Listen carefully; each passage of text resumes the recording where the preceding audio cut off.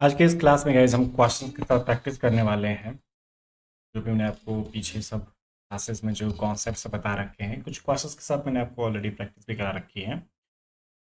थोड़े से और कुछ जो आपके प्रीवियस क्वेश्चंस हैं सॉल्व किया जाए, आपके गेट फिजिक्स के, आपके C S R and physical science के कुछ प्रीवियस क्वेश्चंस को हम सॉल्व करेंगे जो कि उन सभी कॉन्सेप्ट से रिलेटेड होंगे।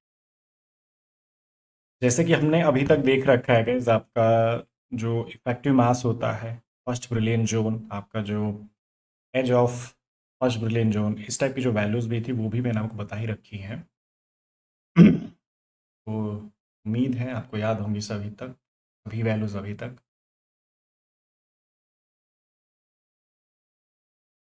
चलिए पहला क्वेश्चन देखते हैं गाइस, काफ़ी आसान क्वेश्चन से शुरू करते हैं, ज़्यादा प्रॉब्लम आपको नहीं आएगी। देखिए क्वेश्चन में क्या है गाइस, यहाँ पे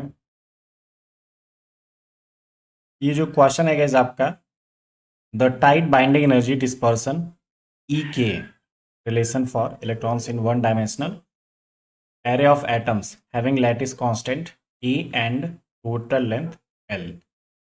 अब यहाँ पे ना जो आपके पास एनर्जी है जो कि आप E की रिलेशनशिप यहाँ पे देख सकते हैं, एनर्जी और जो आपका वेव वेक्टर है, ये रिलेशनशिप हमें यहाँ पे दिख रहा है।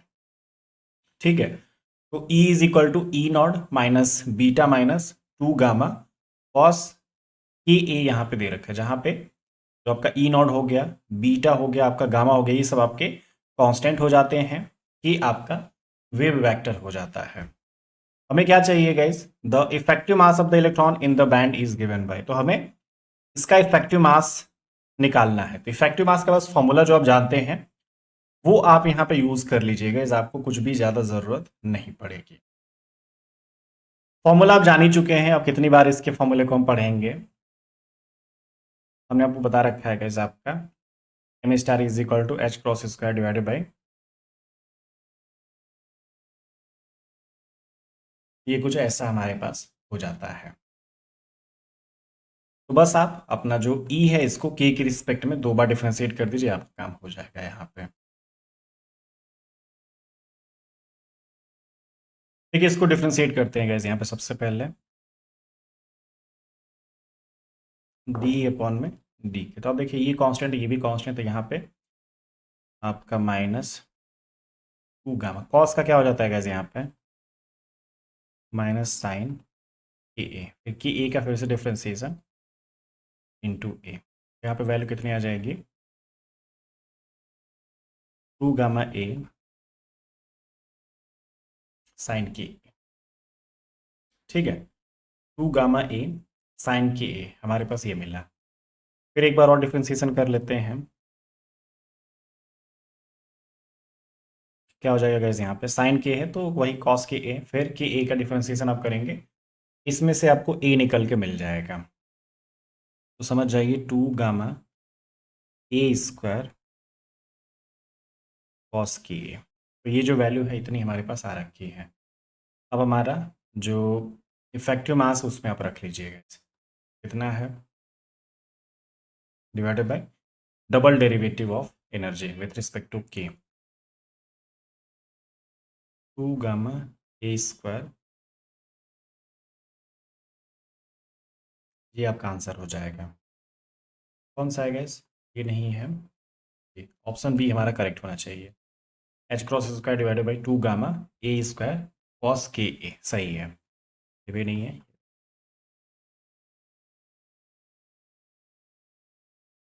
तो जैसा कि मैंने आपको बताया है, हमारे पास ये जो क्वेश्चन है, कई बार बैंड के कुछ रिस्ट्रिक्शन दे दी जाती हैं, कुछ के की वैल्यूज भी यहाँ पे लिख के हमने सॉल्व करा है, जैसे आपको मैंने बताया, जैसे कि near the bottom of the band मैंने आपको बोला था कि के इज इक्वल टू जीरो, या फिर लार्ज वेवलेंथ के लिए भी आप जैसे पूछ सकते हैं, कि आपका स्मॉल है उसके लिए भी आपसे पूछा जा सकता है।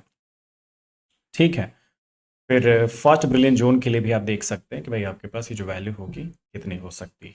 ठीक है, क्लियर है, कोई दिक्कत, उम्मीद है अब नहीं होगी आपको। चलिए देखिएगा, ये क्वेश्चन एक हमारे सामने है, गेट फिजिक्स का क्वेश्चन है ये आपका। Simple cubic crystal with lattice parameter AC, ठीक है, undergoes transition into tetragonal structure with lattice parameter AT is equal to this, ठीक है, and CT is equal to 2AC below a certain temperature. The ratio of interplanar spacing of 101 HKL आपका दे रखा है वहाँ पे 101, and आपके पास ये जो वैल्यू है ना गैस, हमें रेशियो यहाँ पे निकालना पड़ेगा किसका किसका, क्यूबिक वाले का और टेट्रागोनल आपका जो भी स्ट्रक्चर है, ठीक है। तो इनका पहले आप इंटरप्लेनर स्पेसिंग का निकालिए, और HKL आपके पास वैल्यू दे ही रखा है 101, तो इसके लिए आप रेशियो भी निकालिए, ठीक है। तो यही चीज़ आपसे यहाँ पर फिलहाल पूछी जा रही है। कोई दिक्कत तो नहीं आनी चाहिए वैसे तो, अगर देखा जाए। देखिए सबसे पहले जो आपका इंटरप्लेनर स्पेसिंग, उसका फॉर्मूला मैंने आपको बता रखा है।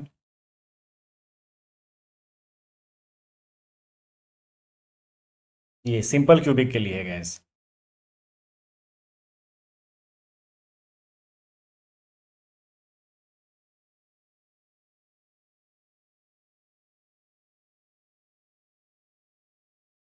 क्यूबिक स्ट्रक्चर, लेकिन यहाँ पे जो लैटिस पैरामीटर उसको हम AC से रिप्रेजेंट करेंगे, तो A है AC, जी आपके पास क्यूबिक वाला मान लीजिए हो जाता है। फिर अगर मैं टेट्रागोनल वाला लेके चल रहा हूँ गैस यहाँ पे, तो टेट्रागोनल में क्या दे रखा है मेरे पास,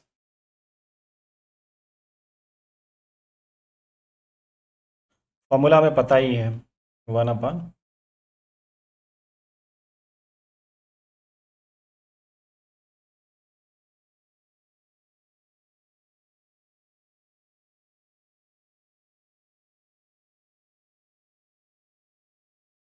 इसमें से दो आपके पास बराबर है गैस यहाँ पे।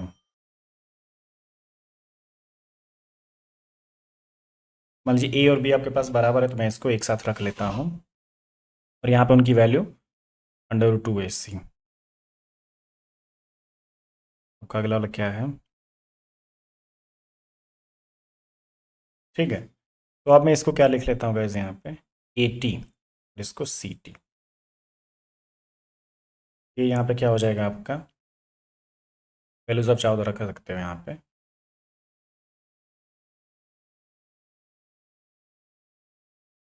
AT² मतलब कि √2AC का होल स्क्वायर, तो कितना हो जाएगा 2AC²। ये वाला कितना हो जाएगा, ये 2AC है तो इसका 4AC²। ये आपके पास मान लीजिए इतना हो जाता है, ठीक है। तो ये ध्यान रखिए, ये किसके लिए है, आपके टेट्रागोनल के लिए है गैस।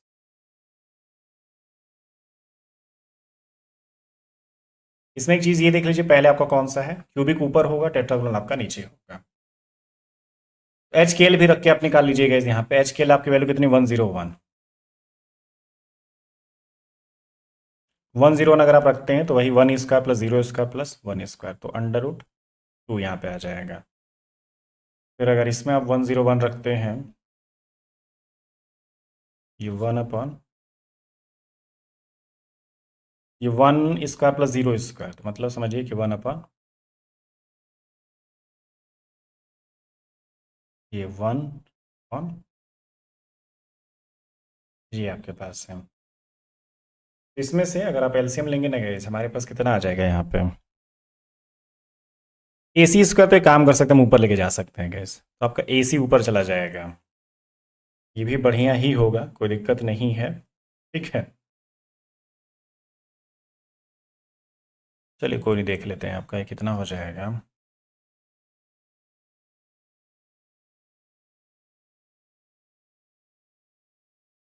मान लीजिए 4AC में एलसीएम ले लेता हूँ, तो यहाँ पे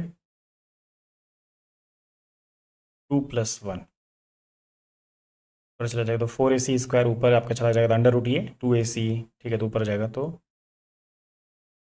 2AC/√3। तो आपके पास ये टेट्रागोनल वाला 2AC/√3 और क्यूबिक वाला AC/√2। रेशियो में निकालना था गाइस यहाँ पे,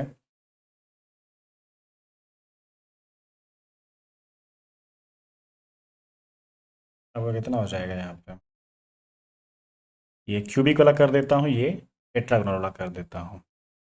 DC क्यूबिक वाला कितना और टेट्रागोनल वाला 2ac/√3।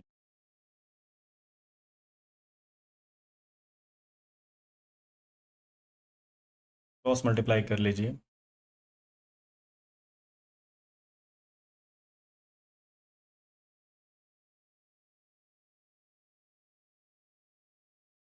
ना हो जाएगा जी आपका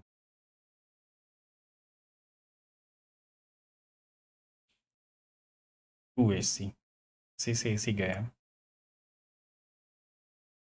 √3 2 √2। √3 2 √2 नहीं दे रखा है कहीं पे कैसे। अगर आप चाहो तो ये जो 2 है आप अंडर रूट के अंदर लेके जा सकते हैं। तो 2 अगर आपका अंडर रूट के अंदर जाएगा तो ये 4 हो जाएगा, क्योंकि ये बाहर तभी आया है जब इसका स्क्वायर रूट हुआ है। ठीक है, तो समझ जाइए। इसको आप जैसे अंदर लेके जाए तो यहाँ पे 4, तो 4 आपका अंदर जाएगा तो क्या हो जाएगा, 2 से मल्टीप्लाई होकर 8 हो जाएगा। या फिर फाइनल आंसर।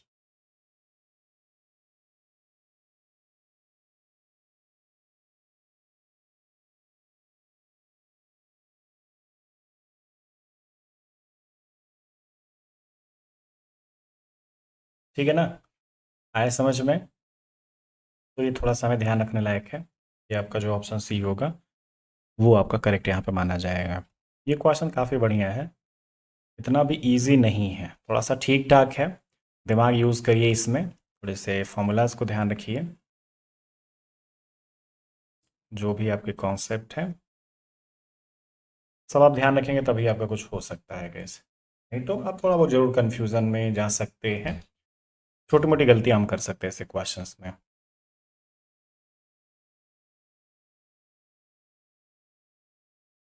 ये देखिएगा यहाँ पे क्या है,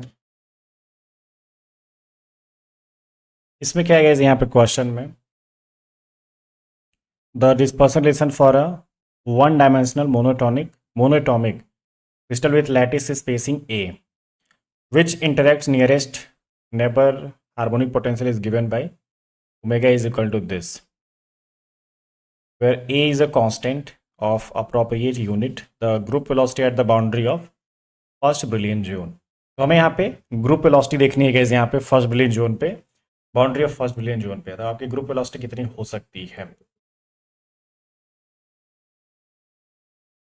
देख लीजिए क्या लगता है। वैसे तो अगर हम बात करें ना गाइस, यहाँ पे अगर बस फ्रीक्वेंसी की बात करें ना, तो फ्रीक्वेंसी अगर देखा जाए तो वो हमारे जो boundary of first Brillouin zone होता है वहां पे वो चीज मैक्सिमम होती है, ये नोट कर लीजिए, इंपॉर्टेंट पॉइंट है। एट द फर्स्ट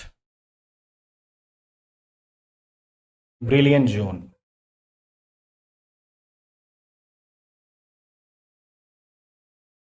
द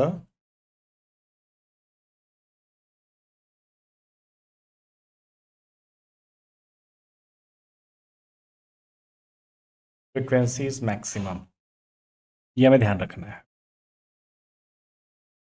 ये फ्रीक्वेंसी मैक्सिमम कैसे आ सकते हैं कि देखिए कर ही लेते हैं, क्या दिक्कत है।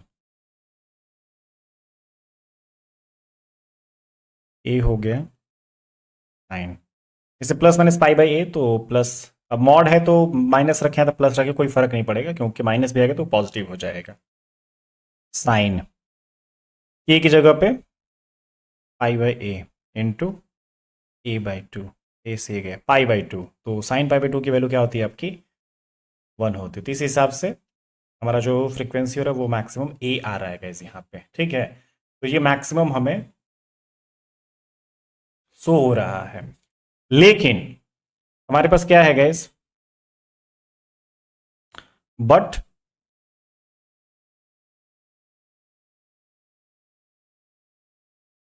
जो ग्रुप वेलोसिटी है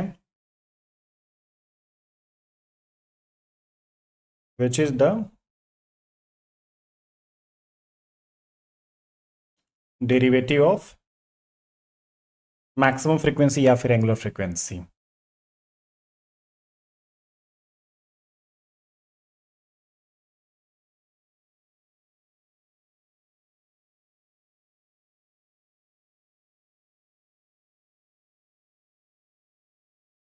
लगाइए अब यहाँ पे वैल्यू को थोड़ा सा। अब इसका अगर आप डिफरेंशिएशन कर लेंगे तो आपको अपनी वैल्यू मिल ही जाएगी, ज़्यादा कुछ दिक्कत नहीं होगी।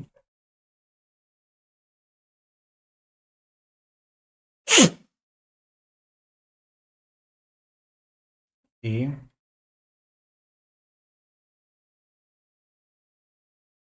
सबसे पहले ए आपका बाहर आ जाएगा साइन का, कॉस ए/2, फिर के a/2 का डिफरेंशिएशन के के रिस्पेक्ट में, तो आपके पास a/2। अब यहाँ पे मैं क्या करता हूँ गैस, यहाँ पे अपना boundary of first Brillouin zone,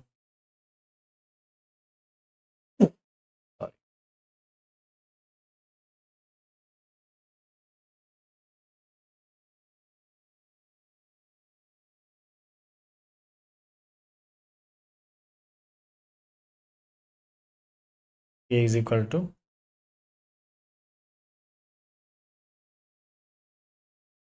a/2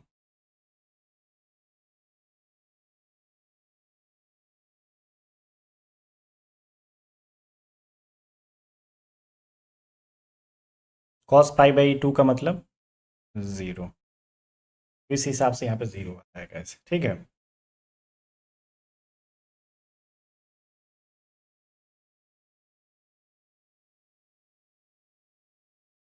group velocity is 0। इसमें से जो आपका ऑप्शन ए है ना गैस, वो आपका करेक्ट है। तो ऐसे थोड़ा सा हम देख सकते हैं, ठीक है, आया समझ में। ये भी क्वेश्चन काफ़ी बढ़िया है, इतना भी आसान नहीं है वैसे अगर देखा जाए तो। सब लोग बढ़िया से एकदम कर लीजिए।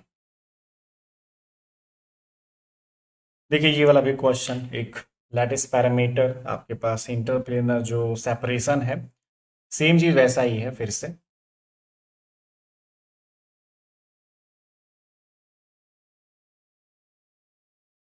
देखिए ऑर्थोरोम्बिक क्रिस्टल है जिसमें कि आपका ए बी सी अगर देखा जाए तो वो बराबर नहीं, वो क्या है, ए इज इक्वल टू बी है और ये आपका 3C है। तो कुछ ऐसे आपके पास यहाँ पे चीज़ें दे रखी हैं।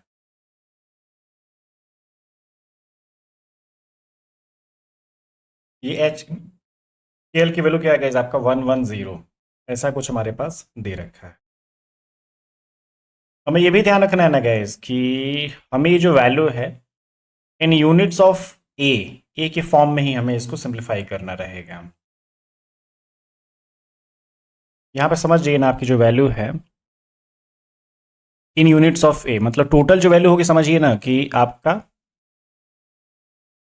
समथिंग कुछ वैल्यू आ जाएगी आपके डेसिमल में एंड ए यहाँ पे आएगा। तो ए हमें लिखना नहीं है, बस हमें इसका जो आगे का कोफिशिएंट है वो बस हमें यहाँ पे फिलअप कर देना है। ये बस आपकी वैल्यू देखनी है, तो ध्यान रहना चाहिए, ऐसा नहीं कि कुछ और ही आप कर रहे हैं। देखिए हम यहाँ पे करते हैं थोड़ा सा, ये आपका क्या हो जाएगा गाइस, एच स्क्वायर अपॉन ए स्क्वायर, फिर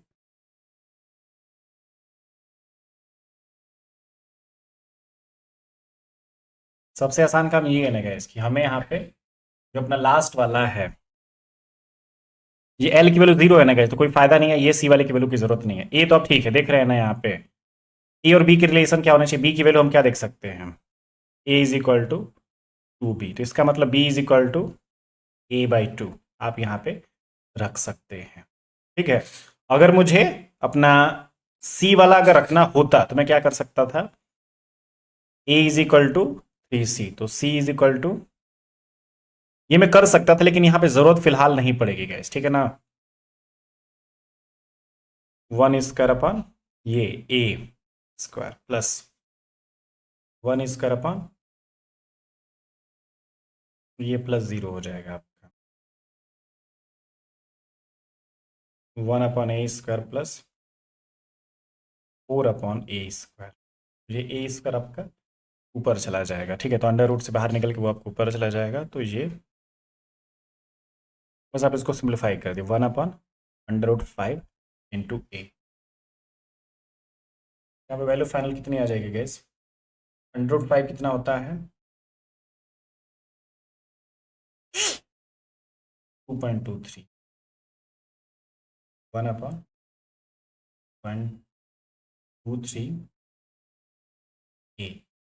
इसको अब आप कर दीजिए 1/0.26 तो ये आपका कितना आ जाएगा 0.447 ए। तो ये आपका जो DHKL है इंटरप्लेनर स्पेसिंग आपका इन यूनिट्स ऑफ ए आ गया है गाइस। तो ए का कोफिशिएंट यहाँ पे 0.447 यहाँ पे आपको फिलअप कर देना है। That's it.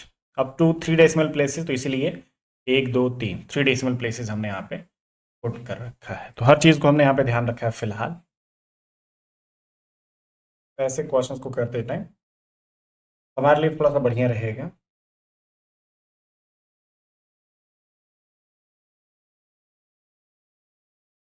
चलिए ये क्वेश्चन देखिएगा, यहाँ पे क्या है। देखिए इसमें क्या है, एनर्जी वर्सेस वेव वेक्टर, ठीक है ना, वही डिस्पर्सन रिलेशनशिप यहाँ पे है। Near the bottom of the band for a solid can be approximated as E is equal to this, where the lattice constant is equal to 2.1 angstrom. The value of A and B are, तो ये जो A दिख रहा है इसकी value भी दे रखी है, जो B दिख रहा है यहाँ पे है इसकी वैल्यू भी हमें दिख रही है। At the bottom of the conduction band, the ratio of the effective mass of the electron to the mass of free electron. Okay तो मतलब यही है कि एट द बॉटम ऑफ जो भी आपका बैंड होता है वहां पे तो हम वैल्यू को निकालेंगे, लेकिन दो चीज़ हमें निकालनी है गाइस। एक तो आपका effective mass of the electron वो हमें देखना है, फिर मास ऑफ फ्री इलेक्ट्रॉन। तो जो आपका इलेक्ट्रॉन का मास होता है वो और इफेक्टिव मास, इन्हीं का हमें रेशियो लेके आना है गाइस यहाँ पे। तो वही चीज़ है, पहले आप इफेक्टिव मास निकाल लीजिए, उसके बाद ये जो मास ऑफ फ्री इलेक्ट्रॉन है उससे आप डिवाइड कर दीजिए, आपका काम हो जाएगा। ठीक है, क्योंकि वैसे भी इफेक्टिव मास पहले यूज हुआ तो पहले आप इफेक्टिव मास ऊपर न्यूमरेटर में रखेंगे, डिनोमिनेटर में आपका मास ऑफ फ्री इलेक्ट्रॉन आपका हो जाएगा। इफेक्टिव मास निकाल लेते हैं गैस, यहाँ पे डबल डेरिवेटिव करते हैं, इसका क्या दिक्कत है। बस ये कि थोड़ा सा डिफ्रेंसिएशन करने में ये आपको लंबी चौड़ी वैल्यूज दिख रही होंगी, बस और कुछ भी नहीं है यहाँ पे। देखिए करते हैं,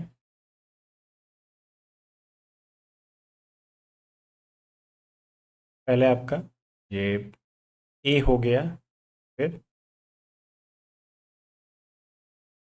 2 के ए हो गया, फिर क्योंकि के ए का होल स्क्वायर है तो इसका वही 2 के ए हो गया, फिर के ए का डिफ्रेंसिएशन अगर आप करेंगे तो आपके पास ये ए बचेगा गैस, है ना,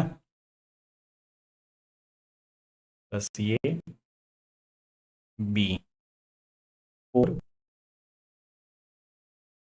के ए की पावर 3, फिर के ए का डिफ्रेंसिएशन आप करेंगे, यहाँ पे ए आपके पास बच जाएगा। इसका मतलब ये वैल्यू क्या आएगा गैस आपका 2a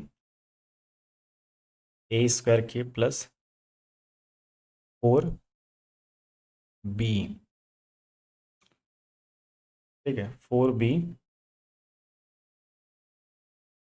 ए की पावर 4 ए की पावर 3 ऐसा है। फिर डबल डेरिवेटिव आप कर लीजिए यहाँ पे,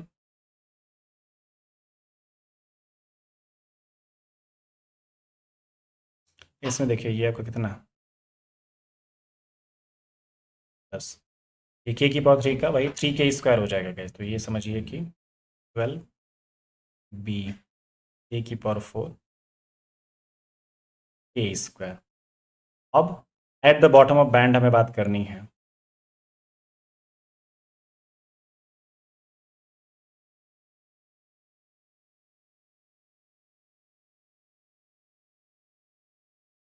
मतलब k इज इक्वल टू 0, तो वही है, यहीं से हम रख लेते हैं क्योंकि आगे जाने से कोई फायदा नहीं है, यहीं पर रख लेंगे तो आसान हो जाएगा हमारा। ये वाला पोर्शन खत्म हो जाएगा गैस, हमारे पास बस ये बचता है। ठीक है, तो अब इफेक्टिव मास आप निकाल लीजिए, कितना हो गया H cross square divided by 2a अब आप देख सकते हैं गैस यहाँ पे अपने ए की वैल्यू भी दे रखी है, स्मॉल ए की वैल्यू भी दे रखी है, एच क्रॉस भी दे ही रखा है, मतलब एच क्रॉस वैसे भी हमें पता ही होता है, वैसे दे रखा है यहाँ पे। तो आप इन सभी वैल्यूज को यूज करके आप कैलकुलेशन कर सकते हो। तो पहले आपका जो इफेक्टिव मास है वो आप देख सकते हैं कितना आ जाएगा 1.05,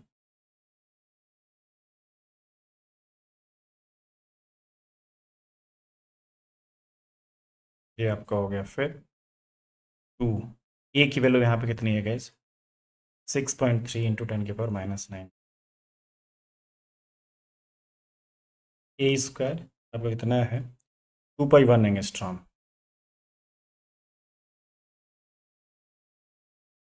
जी आपके पास है। इसको अगर आप चाहो तो सिंप्लीफाई भी कर सकते हैं। ये फाइनली कितना आ रहा है गाइस? मैं यहीं पे देख लेता हूँ। Effective mass is equal to आपका ये 19.84 इंटू, ये कुछ इतना मेरे पास आ जाता है। अब रेशियो मेरे को चाहिए गाइस, यहाँ पे इफेक्टिव मास हो गया और मास ऑफ फ्री इलेक्ट्रॉन। तो बस एम स्टार अपॉन एम कर दीजिए। तो 19.84 इंटू, एक बार कैलकुलेशन चेक कर लीजिए कहीं मैंने कुछ गलत तो नहीं कर दिया है। गलत अगर होगा तो बता दीजिएगा मुझे, ठीक है ना। वैसे मैंने कैलकुलेट किया है, गलत नहीं होना चाहिए इसमें। ये कैलकुलेशन ज़रूर एक बार आप कर लीजिएगा। ये इतना आ रहा है कि नहीं आ रहा आपका, ये चीज़ें हमें कैलकुलेट करने आनी चाहिए। नहीं तो ऐसे ऐसे छोटी छोटी चीज़ें हम एग्जाम में गलत करते हैं क्योंकि आदत नहीं रहती है ना। तो देखते हैं आप भी कि हमारे पास केजी अगर हुआ, ग्राम हो गया, तो ऐसी चीज़ें थोड़ी सी गड़बड़ हो सकती हैं गैस, ठीक है। और फिर आपका मास ऑफ फ्री इलेक्ट्रॉन कितना है? ये भी केजी है, ये भी केजी है। तो वही है गैस आपके पास, या फिर 0.218 राउंड फिगर कर दिया जाए तो 0.22 आपके पास ये आ रहा है, ठीक है। तो आपके पास ये जो वैल्यू है 0.2, 2 डेसिमल प्लेसेस है तो हमने यहाँ पे 0.22 कर दिया, तो डेसिमल प्लेसेस 2 ही हैं आपके।